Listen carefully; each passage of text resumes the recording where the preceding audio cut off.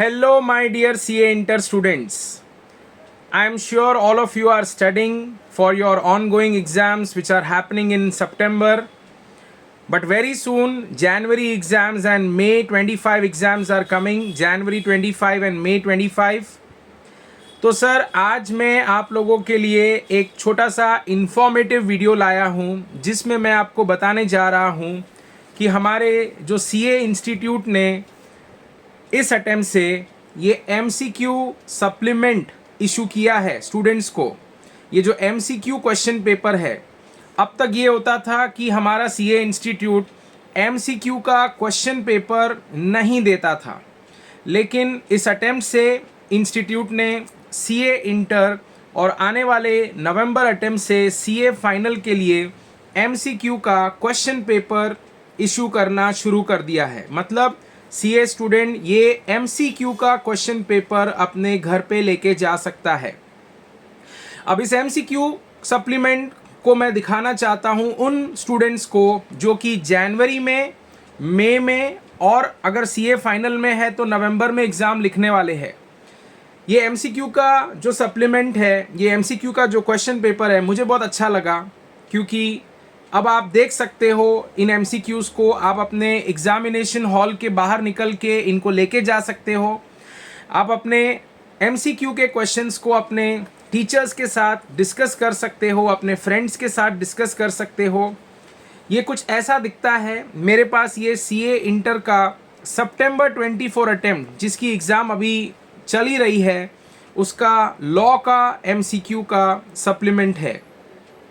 आप देख सकते हो ये एमसीक्यू के सप्लीमेंट पे इंस्टीट्यूट ने कुछ जनरल इंस्ट्रक्शंस लिखे हैं स्टूडेंट्स के लिए, जिसमें से मुझे काफ़ी इंटरेस्टिंग पॉइंट लगा ये वाला एग्जाम्पल, जहाँ पे इंस्टीट्यूट ने बताया है कि क्या गलत तरीके होते हैं, what are the wrong methods by which if a student marks the MCQ then it will be considered as a wrong answer। अगर आपका आंसर गलत होता है या आपका मार्किंग करने का तरीका गलत है तो आपको इसके मार्क्स नहीं मिलते हैं। इन लोग ने मार्किंग करने के कुछ तरीके भी बताए हैं, जैसे कि कितने स्टूडेंट्स जो है सिर्फ वो एमसीक्यू ऑप्शन पे ऐसे क्रॉस करके आते हैं, वो गलत तरीका है।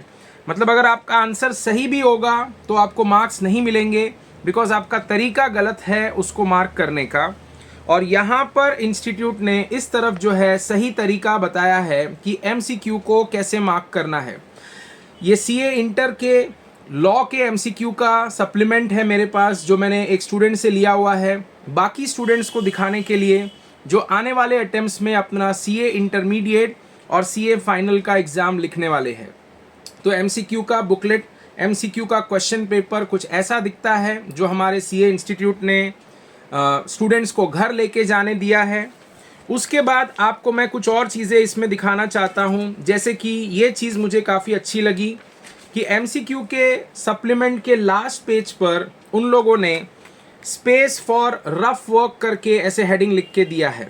मतलब स्टूडेंट के पास अगर कोई कैलकुलेशन बेस्ड एमसीक्यू आ जाए एग्ज़ाम में, अगर कोई कैलकुलेशन के ऊपर एमसीक्यू पूछे तो स्टूडेंट लास्ट पेज को भी यूटिलाइज कर सकता है। और यहाँ पे आप अपने पेंसिल से या पेंसिल या पेन से आप इस शीट को जो है यूटिलाइज कर सकते हो। तो ये भी एक अच्छी बात है जो इंस्टीट्यूट ने की है। आईसीएआई ने एमसीक्यू शीट्स घर पे लेके जाने दिया है।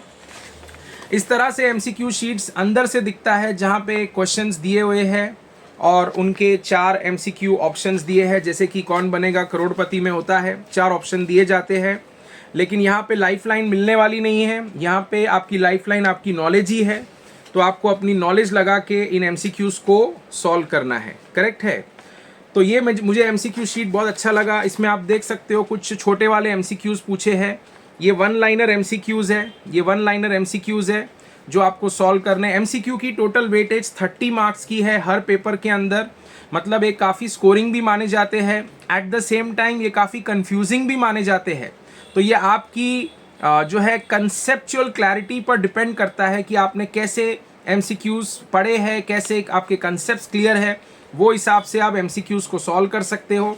फिर आप नीचे देख सकते हो यहाँ पे केस स्टडी, केस सिनेरियो 1 दिया हुआ है।